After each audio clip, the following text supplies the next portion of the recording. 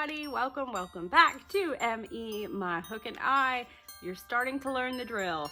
Today is our 24 days of yay, day 3 on our Yarn Yay advent calendar, and this one I think is yarn.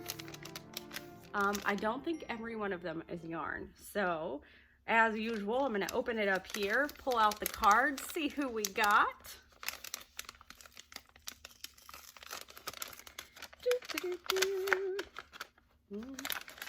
Sneak peek. All right, we have Blush Fiber Co. Blush Fiber Co. offers luxury yarn in mainly solid and semi-solid colors for the everyday maker. Well, that's good to know. I wonder if her price ranges are a little more affordable. However, the featured yarn is fingering baby alpaca, so I have a feeling that probably costs a little more than those of us who crochet and don't often use independent yarns. All right, so I'm now learning, each card has a swatch it for a different stitch. So I have not figured out yet whether or not we're swatching everything to be the same size. So that'll be interesting to see whether or not I can make a project out of all of our swatches. So we have, let's see. Oh, come on. Ooh, wow, she's got really nice tags. That's premium paper right there. Blush Fiber Co. Teal 100% baby alpaca, 30 yards, blushfiber.com. It is super soft, but I have a feeling, like most alpaca yarn, you're gonna have some of these itchy spots. So that is a beautiful color. So it says that she does mostly solid or semi-solid yarns. So go check her out at Blush Fiber Co. Nope, sorry, just blushfiber.com. As usual, all of these links will be in the description for you to go check out these wonderful indie dyers.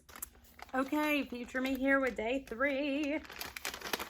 Okay, this is another one of those where I'm starting to wonder if the swatch has nothing to do with the yarn.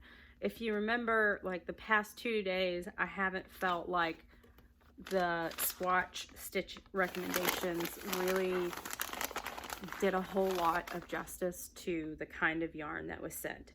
Also, this is the moss stitch, which is another variation on front post, back post, except for instead of double crochet, it's half double crochet. So it came out looking a lot like ribbing again. So that didn't feel like super creative to me as far as swatch recommendations, as far as the value goes for the bag. But I will say, this is not this would have worked up really great in some sort of lace. It's super thin, or maybe even a linen stitch, like if you were gonna make a sock or something. But really, I mean, and I know I didn't make a super large swatch because I didn't feel like that was really doing the yarn any favors to show you how it worked up. Like the yarn doesn't show the texture of the stitch that well. I think it does a disservice to the yarn, honestly. This yarn is super soft. I think it would make a great sock yarn, or a super beautiful drapey shawl. Actually, that's probably what I would do with this more, is some sort of super drapey, lacy shawl. Not something that had real dense, thick stitches, because it just doesn't do any favors. But I liked it.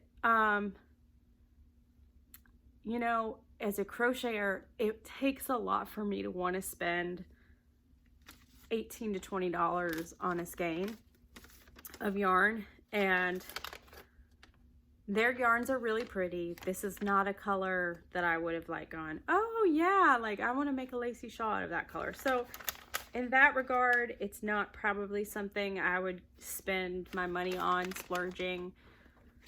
But that doesn't mean it's not somebody else's cup of tea. I mean, baby alpaca is a super, super, super soft yarn. It just would take, I don't know. Again, I think a lot of this is going to be more, as much as as Vicky Howell tries to be crochet friendly, this is not necessarily a crochet friendly yarn. Doesn't mean it's a bad yarn.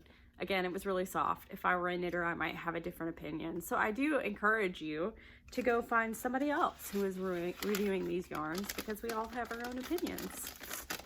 And I'll catch you back for day 4.